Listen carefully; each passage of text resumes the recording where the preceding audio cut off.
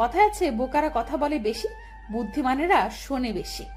যেখানে তোমার অনুপস্থিতি কারো বিন্দু মাত্র যায় আসে না, সেখানে তুমি হাজির হয়ে নিজেকে বোকা না বানানোই বুদ্ধিমানের কাজ।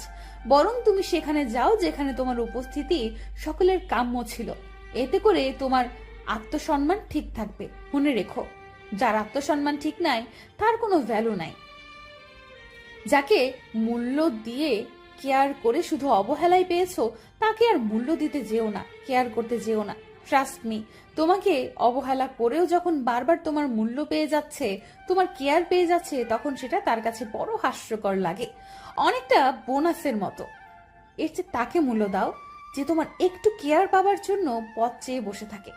সত্যি বলতে ভুলটা আসলে আমাদেরই হয়।